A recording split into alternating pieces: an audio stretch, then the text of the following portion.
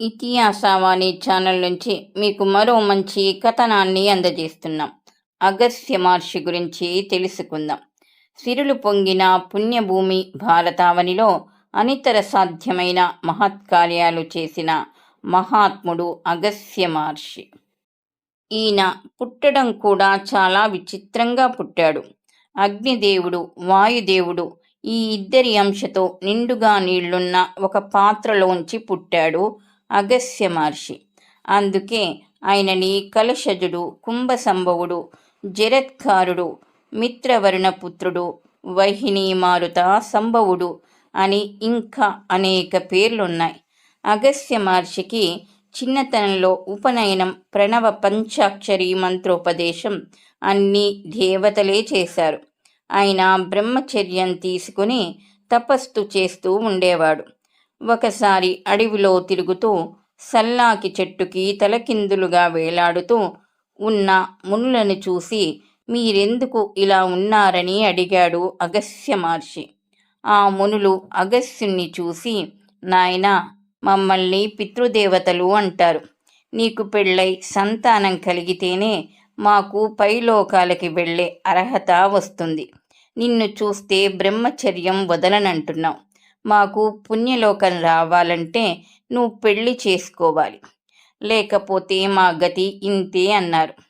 అగస్త్యుడు ఇది విని, మరి పెళ్లి చేసుకోవాలంటే మంచి వధువు కావాలి కదా, అందుకని తన తపోబలంతో పుత్రకాముడనే పేరున్న విదర్భరాజుకు ఒక చక్కటి కుమార్తె పుట్టాలని వరమిచ్చాడు. ఆ అమ్మాయి పేరు లోపాముద్ర. లక్ష్మీదేవంతా అందంగా, సరస్వతీదేవికున్నంత విద్యతో సుగుణాల రాశిలా ఉంది. ఆ లోపాముద్రని అగస్త్యుడు పెళ్లి చేసుకుని తనతో ఆశ్రమానికి తీసుకువచ్చాడు. మరి పెళ్లి చేసుకున్నాక కొంచెమైనా ధనం ఉండాలిగా. అగస్త్యుడు తన తపశ్శక్తిని నష్టపోవడం ఇష్టం లేక శృతర్వుడు అనే రాజును అడిగాడు. ఆ రాజు దగ్గర కూడా సరిపడ ధనం లేదని ఇద్దరూ కలిసి ధనాఢ్యున్యుడు దగ్గరికి వెళ్ళారు. ఆయన దగ్గర కూడా అదే జరిగింది. ముగ్గురు కలిసి త్రాసాదాస్యుడు అనే రాజు దగ్గరికి వెళ్ళారు. ఆయనది కూడా అదే పరిస్థితి. మణిమతిపురానికి రాజు ఇల్వలుడు. ఆయనకి వాతాపి అనే తమ్ముడుండేవాడు. ఇల్వలుడు తన తమ్ముడు వాతాపిని చంపి బ్రాహ్మణులకి వండి పెట్టేవాడు. తర్వాత వాతాపిని పిలవగానే వాతాపి బ్రాహ్మణుల కడుపులో నుంచి బయటికి వచ్చేవాడు. ఈ విధంగా అన్న తమ్ముళ్ళిద్దరూ కలిసి బ్రాహ్మణులని చంపేసేవాళ్ళు. అగస్త్యుడు తను కలిసిన రాజులు ముగ్గురిని తీసుకుని ఇల్వలుడి ఇంటికి వెళ్ళాడు. మామూలుగానే ఇల్వలుడు వాతాపిని చంపి వండిపెట్టి మళ్ళీ వాతాపిని పిలిచాడు.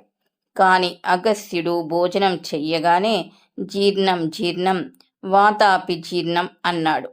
వాతాపి జీర్ణం అయిపోయాడు. ఇల్వలుడు ఎంత పిలిచినా వాతాపి బయటికి రాలేదు. ఉంటే కదా రావటానికి. మీరెప్పుడైనా గమనించారా? పసిపిల్లలకి పాలు పట్టగానే జీర్ణం జీర్ణం, వాతాపి జీర్ణం అని పసిపిల్లల పొట్ట మీద రాస్తారు. వాతాపిని కూడా అరిగించుకోగలిగినంత జీర్ణశక్తి పిల్లలకి రావాలని అలా అంటారు. అప్పటి అగస్త్యుడి మంత్రం ఇప్పటి పిల్లలకి కూడా ఉపయోగపడుతుంది చూసారా? ఇల్వలుడు అగస్త్యుడికి ధనము, బంగారము, ఆవులు అన్నీ ఇచ్చి పంపించాడు. తర్వాత అగస్త్యుడికి దృఢాస్యుడు అనే కొడుకు, తేజస్వి అనే మనవడు కలిగారు. పితృదేవతలు పుణ్యలోకాలకి వెళ్ళిపోయారు. ఒకసారి బ్రహ్మదేవుడు అగస్త్యుల వారి ఆశ్రమానికి వచ్చాడు. అగస్త్యుడు ఎదురు వెళ్ళి తీసుకువచ్చి ఆయన్ని తగిన విధంగా సత్కారం చేసి ఆజ్ఞాపించండి స్వామి అన్నాడు. నీ భార్య లోపాముద్ర విష్ణుమాయ అంశాన పుట్టింది. ఇప్పుడు విష్ణుమాయ కావేరి రాజుకి ముక్తి ఇవ్వడానికి ఆయన కుమార్తెగా పుట్టి ఘోర తపస్సు చేస్తుంది. ఆమెను నువ్వు పెళ్లి చేసుకో అన్నాడు బ్రహ్మదేవుడు. అగస్త్యుడు బ్రహ్మదేవ నీ ఆజ్ఞ ప్రకారమే చేస్తాను అని చెప్పి ఆమెను పెళ్లి చేసుకున్నాడు. పెళ్లి అవగానే కావేరి కన్య కావేరీ నదిగా ప్రవహించింది. కావేరీ నదిలో స్నానం చేసిన కావేర రాజుకి ముక్తి కలిగింది. వృత్తుడు అనే రాక్షసుడు ఇంద్రుణ్ణి జయించి ధర్మచరిత్ర గల మహర్షులందర్నీ రాత్రి సమయంలో చంపి పగటి సమయంలో సముద్రంలో దాక్కుని ఉండేవాడు. మహర్షులందరూ కలిసి ఆ సముద్ర జలాన్ని అగస్త్య మహర్షికి దానమిచ్చారు. అగస్త్యుడు ఆ సముద్రాన్ని తన కమండలంలో పట్టి ఒక్క గుటకలో త్రాగేశాడు. వృత్తాసురుడు బయటపడ్డాడు. దదీచి దేహాన్ని ఆయుధాలుగా చేసుకుని దేవతలు వృత్తుణ్ణి చంపేశారు. అగస్త్య మహర్షి దండకారణ్యంలో నివసిస్తూ ఉండగా శ్రీరాముడు అరణ్యవాసం చేయడానికి వెడుతూ అగస్త్య మహర్షి ఆశ్రమానికి వెళ్ళాడు. ఖడ్గము, విల్లు, బాణాలు, అక్షయమైన అమ్ముల పొది రాముడికి ఇచ్చి దీవించాడు అగస్త్యుడు. కొంతకాలం తర్వాత రావణ యుద్ధంలో రావణ బాణాలకి రాముడు గాయపడి బాధపడుతుండగా అగస్త్యుడు రాముణ్ణి విష్ణుమూర్తిగా గుర్తు చేసి స్తోత్రం చేసి రాముడికి ఆదిత్య హృదయమును ఉపదేశించాడు. అంటే మనము ఇప్పటికీ ఉదయాన్నే చదువుకుంటున్న ఆదిత్య హృదయం అగస్త్య మహర్షి శ్రీరాముడికి ఉపదేశించిందేనమాట. నహూషుడనే రాజు 100 అశ్వమేధ యాగాలు చేసి ఇంద్ర పదవిని పొందాడు. కాని ఐశ్వర్యం ఉందన్న అహంకారంతో సచీదేవిని తనతో ఉండమని అడిగాడు. సచీదేవి మునులను వాహనంగా చేసుకుని రమ్మంది. నహూషుడు సచీదేవి దగ్గరికెడుతూ మునులని రథం మొయ్యమని చెప్పాడు.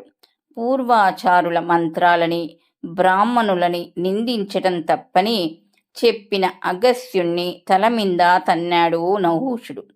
నహూషుణ్ణి కూర సర్పంగా మారమని శపించాడు అగస్త్యుడు. తర్వాత నహూషుడి కోరిక మీద పూర్వజ్ఞానం ఉండేలా కరుణించాడు అగస్త్యుడు. అగస్త్యుడు 12 వార్షిక యజ్ఞం చేశాడు. అంటే ఆ యజ్ఞం 12 సంవత్సరాలు జరిగింది. దానికి ఇంద్రుడు సహకరించలేదు. అప్పుడు అగస్త్యుడు తనే ఇంద్రపదవి పొంది వర్షాలు కురిపించి నిధులు తెచ్చుకుంటాను అన్నాడు. మునులు ఇంద్రుడు భయపడి కుంభవృష్టి కురిపించాడు. సూర్యుడు మేరు పర్వతం చుట్టూ తిరుగుతూ తన చుట్టూ తిరగడం లేదని వింధ్యా పర్వతం కోపగించి సూర్యచంద్ర నక్షత్రాల గమనం ఆపేసినప్పుడు అగస్త్యుడు కాశీని వదలలేక వదిలి వింధ్యా పర్వతం దగ్గరకు వచ్చాడు. పర్వతరాజా, మా దంపతులం పెద్దవాళ్ళం. నీ మీద ఎక్కడం దిగడం మాకు కష్టం. మేము తిరిగి వచ్చే వరకు నువ్వు భూమికి సమానంగా ఉండు. మేమిప్పుడు దక్షిణ పదం వెడుతున్నామని చెప్పాడు. ఈ విధంగా వింధ్యా పర్వతానికి సహజంగా ఉండే పెరుగుదల కూడా లేకుండా దాని గర్వాన్ని అణిచాడు అగస్త్యుడు. తర్వాత అగస్త్యుడు భార్యతో కలిసి యాత్రలు చేస్తూ గోదావరి తీర్థంలో ఉన్న పంప సరోవరం, దండకారణ్యం, గోదావరి తీరం, కోటిపల్లి, పలివేల, భీమేశ్వరం, ద్రాక్షారామం, వీరభద్ర శిఖరం మొదలైనవి చూసి కొల్లాపురం చేరి అక్కడ లక్ష్మీదేవికి స్తోత్రం చేశాడు. లక్ష్మీదేవి అగస్త్యుణ్ణి ద్వాపరయుగంలో వేదవ్యాసుడవై పుట్టి వారణాసిలో ఉంటావని దీవిస్తుంది. లోపాముద్ర అగస్త్య మహర్షిని ఏ తీర్థాలు ముక్తినిస్తాయని అడిగింది. బాహ్య తీర్థాల కంటే మానస తీర్థాలే ముక్తినిస్తాయి. ఎందుకంటే బాహ్య తీర్థాల్లో ఎప్పుడూ ఉండే కప్పలు, తాబేళ్లు, చేపలు, ముసళ్ళు లాంటివి అన్నీ మోక్షం పొందాలి కదా. అలా జరగట్లేదేం? మానసికంగా పవిత్రంగా ఉన్నప్పుడే తీర్థాలలో మునిగిన ఫలితం కూడా ఉంటుంది అన్నాడు అగస్త్యుడు. అగస్త్యుడు శ్రీశైలం వెళ్ళినప్పుడు ఆయనకు కుమారస్వామి దర్శనమిచ్చి కాశీ మహత్యం గురించి తెలియజేశాడు. శిష్య సమేతుడైన వ్యాస మహర్షి కూడా కనిపించాడు. మహర్షులిద్దరూ కుశల ప్రశ్నలు వేసుకున్నారు. వ్యాసుడు తను కాశీ వదిలి అన్నపూర్ణాదేవి ఆజ్ఞతో ఈ దక్షిణ కాశీకి వచ్చిన కారణం చెప్పాడు. అగస్త్యుడు తన తపో మహిమతో వ్యాసుడికి 12 క్షేత్రాల గురించి చెప్పి పంచతీర్థాలలో స్నానం చేయించి తన ఆశ్రమానికి వెళ్ళిపోయాడు. పరశురాముడు అగస్త్యుడు ఇచ్చిన వైష్ణవ ధనస్సును ధరించే 21 సార్లు రాజుల్ని చంపగలిగాడు. అందుకు అగస్త్యుడి ప్రోత్సాహ ప్రోద్బలాలు కూడా ఉన్నాయన్నమాట. ఒకప్పుడు ఇంద్రద్యుమ్నుడు విష్ణుమూర్తిని ధ్యానిస్తూ అగస్త్యుడు రావడం చూడలేదు. అగస్త్యుడికి కోపం వచ్చి ఏనుగై పుట్టమని శపించాడు. శ్రీమద్భాగవతంలో గజేంద్ర మోక్షంలో ఉన్న గజేంద్రుడే ఈ ఇంద్రద్యుమ్నుడు. కుబేరుడు చేస్తున్న సత్రయాగానికి రాక్షస బలాలతో విమానంలో వెడుతూ కుబేరుడి స్నేహితుడు మణిమంతుడు కిందికి ఉమ్మేశాడు.